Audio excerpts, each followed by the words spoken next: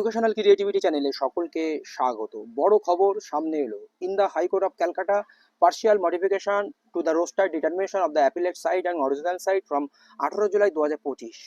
Roaster change হলো কলকাতা হাইকোর্টের। কেন আমি এই ভিডিওটা করছি? এই প্রাথমিক মামলার একাধিক মামলা কিন্তু পেন্ডিং হয়ে রয়েছে কলকাতা হাইকোর্টে।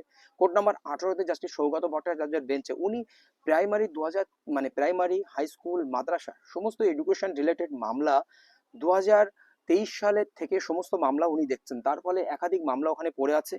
আপনারাও জানেন যে ওএমআর মামলা 2022 সেহেতু এটি অনারেবল জাস্টিস রায় কি ওম নারায়ণ রায়ের স্যারের বেঞ্চে রয়েছেন। আপনারা জানেন সেই মামলা মোড় ঘুরলো সমস্ত মামলার ক্ষেত্রে, কারণ যে বেঞ্চে এই মামলাটি পড়লো সবই আপনাদের বিস্তারিত দেখাবো। ওইমার মামলা থেকে শুরু করে প্রাথমিকের যত ধরনের মামলা, 2014 মামলা কি আবারও পথে ফিরবে? কেন ফিরবে আমি সেটাই বলছি। 2009-এরও মামলা কি কাট অফ ডেটের পরে সেগুলো কি পথে ফিরবে, এরকম একটি আশায় রয়েছেন। আমরা কিছুদিন আগে লক্ষ্য করেছি বিভিন্ন মামলা কিন্তু রিলিজ হয়েছে জাস্টিস সৌগত ভট্টাচার্যের বেঞ্চ থেকে। সেটা 2020 ম্যাটার এবং 2009-এর ম্যাটার, কিছু কিছু মামলা কিন্তু এই বেঞ্চ থেকে রিলিজ করে নেওয়া হয়েছিল। কি কারণে রিলিজ করা হয়েছে? কারণ উনি 2014, 2020 ম্যাটার দেখছিলেন, ডিসমিস করছিলেন এবং মানি কষ্ট করছিলেন। অনেকে এই ভয়ে কিন্তু রিলিজ করে দিয়েছেন, এমনকি অ্যাপিয়ারও হননি, ডিসমিস ফর ডিফল্ট করেছেন। এই সমস্ত কারণগুলো আমরা বিস্তারিত বলবো। আপনারা দেখুন, প্রাথমিক ম্যাটার ঘুরে চলে গেল এবং high school matter justice Saugata ভট্টাচার্যের বেঞ্চে রইল। প্রাথমিক ম্যাটার ঘুরে আমরা দেখব কোন বেঞ্চে চলে গেল।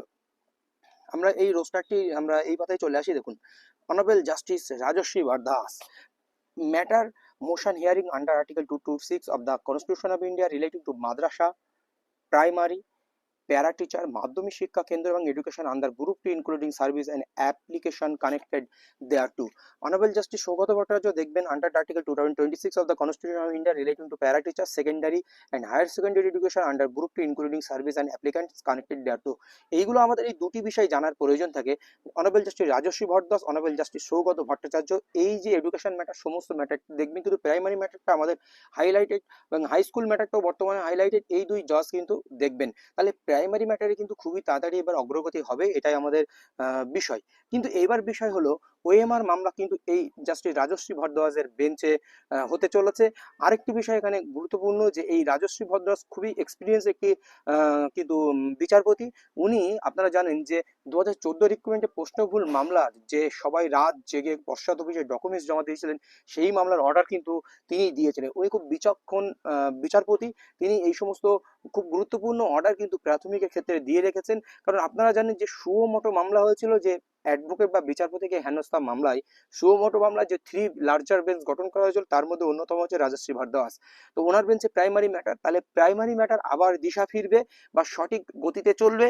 আর এদিকে ওএমআর মামলা, যেটা নিয়ে বড় আপডেট, সেই ওএমআর মামলা কিন্তু আবার এই জাস্টিস রাজশ্রী ভারদ্বাজের বেঞ্চে আসছে এবং 2014-র যে বিভিন্ন মামলা বা রিক্রুটমেন্টের মামলা আবারও কিন্তু গতি ফিরতে পারে এই বেঞ্চে। তাহলে আমাদের যে প্রশ্নভুল মামলা রয়েছে, সেই প্রশ্নভুল মামলাও কিন্তু এই অর্ডার কপি কিন্তু এই বেঞ্চেই জমা পড়বে। এবার যেহেতু প্রশ্নভুল মামলার অর্ডার কপি এই বেঞ্চে জমা পড়বে, সেহেতু এই বেঞ্চে জমা পড়লে ইনি একটি গতি নিয়ে আসবেন। কারণ একটা জিনিস, 2014 প্রশ্নভুল মামলার প্রথম হস্তক্ষেপ কিন্তু ইনি করেছিলেন 738-এ যে ম্যাটারটা, এবং সবাই পশ্চাৎ অফিসে ডকুমেন্টস জমা দিয়েছিলেন। এই হচ্ছে গুরুত্বপূর্ণ আপডেট।